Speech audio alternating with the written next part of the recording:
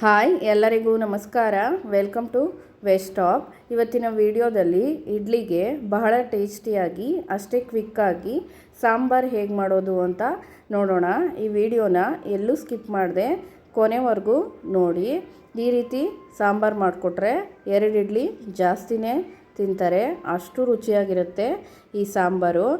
ಈ ಸಾಂಬಾರು ಮಾಡೋದಕ್ಕೆ 2 ಟೊಮೊಟೊನ ತೊಗೊಂಡಿದ್ದೀನಿ, ಹಾಗೆಯೇ 2 ಈರುಳ್ಳಿ, 1/4 ಇಂಚಷ್ಟು ಶುಂಠಿ, ಒಂದು 8ರಿಂದ 10 ಬೆಳ್ಳುಳ್ಳಿ ಹೆಸಳು, ಹಾಗೆಯೇ ಸ್ವಲ್ಪ ಹುಣಸೆಹಣ್ಣು, ರುಚಿಗೆ ತಕ್ಕಷ್ಟು ಉಪ್ಪು, ಸ್ವಲ್ಪ ಕರಿಬೇವು, ಹಾಗೆಯೇ ಒಂದು 3ರಿಂದ 4 ಟೇಬಲ್ ಸ್ಪೂನ್ನಷ್ಟು ತೊಗರಿಬೇಳೆನ ತೊಗೊಂಡಿದ್ದೀನಿ, ಹಾಗೆಯೇ ಸ್ವಲ್ಪ ಸಾಸಿವೆ, ಅರಿಶಿನ, 2ರಿಂದ 3 ಟೇಬಲ್ ಸ್ಪೂನ್ನಷ್ಟು ಎಣ್ಣೆ, 1.5 ಟೇಬಲ್ ಸ್ಪೂನ್ನಷ್ಟು ಸಾಂಬಾರು ಪುಡಿ, 1 ಟೇಬಲ್ ಸ್ಪೂನ್ನಷ್ಟು ಧನಿಯಾ ಪುಡಿ, ಸ್ವಲ್ಪ ಇಂಗು, ಒಂದು 4 ಟೇಬಲ್ ಸ್ಪೂನ್ನಷ್ಟು ತೆಂಗಿನ ತುರಿ, ಹಾಗೆಯೇ ಸ್ವಲ್ಪ ಕೊತ್ತಂಬರಿ ಸೊಪ್ಪನ್ನ ನಾನಿಲ್ಲಿ ತೊಗೊಂಡಿದ್ದೀನಿ. ಈಗ ಒಂದು ಕುಕ್ಕರ್ಗೆ ಬೇಳೆನೆಲ್ಲ ಸೇರಿಸಿ ಚೆನ್ನಾಗಿ ತೊಳ್ಕೊಬೇಕು. ಈಗ ಬೇಳೆನೆಲ್ಲ ತೊಳ್ಕೊಂಡಿದ್ದೀನಿ, ಅದಕ್ಕೆ 2 ಟೊಮೊಟೊನ ಸೇರಿಸ್ತಾ ಇದ್ದೀನಿ, ಹಾಗೆಯೇ ಸ್ವಲ್ಪ ಹುಣಸೆಹಣ್ಣು ಕೂಡ ಸೇರಿಸಿದ್ದೀನಿ, ಹಾಗೆಯೇ ಈರುಳ್ಳಿನ ಸೇರಿಸಿದ್ದೀನಿ, ಹಾಗೆಯೇ ಸ್ವಲ್ಪ ಕರಿಬೇವು ಕೂಡ ಸೇರಿಸಿ ಇದು ಮುಳುಗುವಷ್ಟು ನೀರು ಹಾಕಿದ್ದೀನಿ. ಜಾಸ್ತಿ ನೀರು ಹಾಕೋಕ್ಕೆ ಹೋಗಬಾರ್ದು, ಮುಳುಗುವಷ್ಟು ನೀರು ಹಾಕಿ ಕುಕ್ಕರ್ ಲಿಡ್ನ ಕ್ಲೋಸ್ ಮಾಡಿ 2 ವಿಷಲ್ ಕೂಗಿಸ್ಕೋಬೇಕು. 2 ವಿಷಲ್ ಕೂಗಿಸ್ಕೊಂಡ್ರೆ ಸಾಕಾಗುತ್ತೆ. ನಾನಿಲ್ಲಿ 2 ವಿಷಲ್ನ ಕೂಗಿಸ್ಕೊಂಡಿದ್ದೀನಿ. 2 ವಿಷಲ್ ಕೂಗಿ ಕುಕ್ಕರೆಲ್ಲ ಆರಿ ತಣ್ಣಗಾದ್ಮೇಲೆ ನಾನಿಲ್ಲಿ ಕುಕ್ಕರ್ ಲಿಡ್ನ ಓಪನ್ ಮಾಡಿ ತೋರಿಸ್ತಾ ಇದ್ದೀನಿ. ಈ ಥರ ಬೇಳೆ ಬೆಂದರೆ ಸಾಕಾಗುತ್ತೆ, ಯಾಕಂದರೆ ಇದನ್ನು ನಾವು ರುಬ್ಕೋತೀವಿ, ಹಾಗಾಗಿ 2 ವಿಷಲ್ ತೊಗೊಂಡ್ರೆ ಸಾಕಾಗುತ್ತೆ. ಈಗ ಒಂದು ಸ್ಟ್ರೈನರ್ ಇಟ್ಟು ಈ ಬೇಳೆನೆಲ್ಲ ಅದಕ್ಕೆ ಸೇರಿಸ್ಕೊಂಡಿದ್ದೀನಿ. ಇದು ಸ್ವಲ್ಪ ಆರಿದ ಮೇಲೆ ಮಿಕ್ಸಿ ಜಾರ್ಗೆ ಹಾಕೋತಾ ಇದ್ದೀನಿ. ಇದೆಲ್ಲ ತಣ್ಣಗಾದ್ಮೇಲೆ ರುಬ್ಕೊಳ್ಳಿ.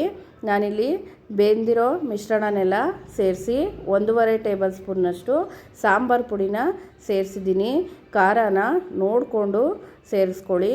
ಹಾಗೆಯೇ ಸ್ವಲ್ಪ ಅರಿಶಿನ ಸೇರಿಸಿದ್ದೀನಿ, ಹಾಗೆಯೇ ಧನಿಯಾ ಪುಡಿ ಕೂಡ ಸೇರಿಸಿದ್ದೀನಿ, ಹಾಗೆಯೇ ತೆಂಗಿನ ತುರಿ ಕೂಡ ಸೇರಿಸ್ತಾ ಇದ್ದೀನಿ, ಹಾಗೆಯೇ ಒಂದು 8ರಿಂದ 10 ಬೆಳ್ಳುಳ್ಳಿ ಹೆಸಳನ್ನ ಸೇರಿಸಿದ್ದೀನಿ, ಹಾಗೆಯೇ ಶುಂಠಿ ಕೂಡ ಸೇರಿಸಿದ್ದೀನಿ, ಹಾಗೆಯೇ ಸ್ವಲ್ಪ ಕೊತ್ತಂಬರಿ ಸೊಪ್ಪು ಕೂಡ ಸೇರಿಸಿದ್ದೀನಿ.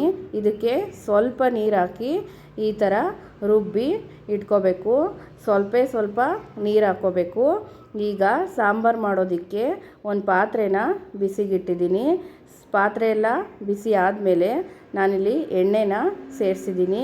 ಎಣ್ಣೆ ಸ್ವಲ್ಪ ಬಿಸಿ ಆದಮೇಲೆ ಸಾಸಿವೆನ ಸೇರಿಸಿದ್ದೀನಿ, ಹಾಗೆಯೇ ಸ್ವಲ್ಪ ಹಿಂಗೆ ಕೂಡ ಸೇರಿಸಿದ್ದೀನಿ. ಸಾಂಬಾರಿಗೆ ಸ್ವಲ್ಪ ಸಾಸಿವೆನ ಜಾಸ್ತಿನೇ ಹಾಕ್ಕೊಳ್ಳಿ, ಟೇಸ್ಟು ಚೆನ್ನಾಗಿರುತ್ತೆ. ಸಾಸಿವೆ ಎಲ್ಲ ಸಿಡಿದ ಮೇಲೆ ಕರಿಬೇವನ್ನ ಸೇರಿಸಿದ್ದೀನಿ. ಕರಿಬೇವನ್ನ 1 ಸೆಕೆಂಡು ಚೆನ್ನಾಗಿ ಫ್ರೈ ಮಾಡಿ ರುಬ್ಬಿ ಇಟ್ಕೊಂಡಿರೋ ಮಿಶ್ರಣನೆಲ್ಲ ಸೇರಿಸಿದ್ದೀನಿ.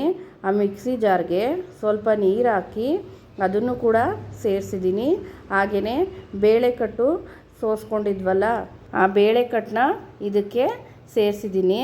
ಇದನ್ನೆಲ್ಲ ಸೇರಿಸಿ ಚೆನ್ನಾಗಿ ಮಿಕ್ಸ್ ಮಾಡ್ಕೋಬೇಕು. 1-2 ನಿಮಿಷ ಮಿಕ್ಸ್ ಮಾಡಿಕೊಂಡ್ರೆ ಸಾಕಾಗುತ್ತೆ.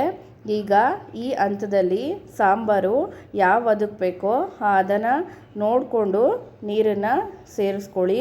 ಬೇಳೆ ಸೇರಿಸಿರೋದ್ರಿಂದ ಸ್ವಲ್ಪ ಆರಿದ ಮೇಲೆ ಇದು ಗಟ್ಟಿನೇ ಆಗುತ್ತೆ, ಹಾಗಾಗಿ ಸ್ವಲ್ಪ ನೀರನ್ನು ನಾನಿಲ್ಲಿ ಸೇರಿಸಿದ್ದೀನಿ.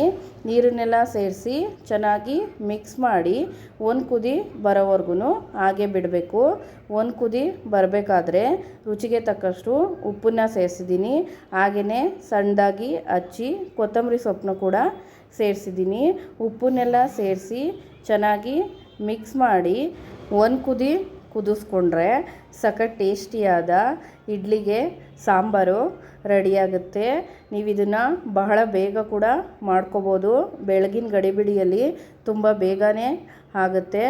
ಇಡ್ಲಿ ಜೊತೆ ಈ ಸಾಂಬಾರನ್ನ ಜಾಸ್ತಿನೇ ಹಾಕ್ಕೊಂಡು ತಿಂತಾಯಿದ್ರೆ ಸಖತ್ತಾಗಿರುತ್ತೆ.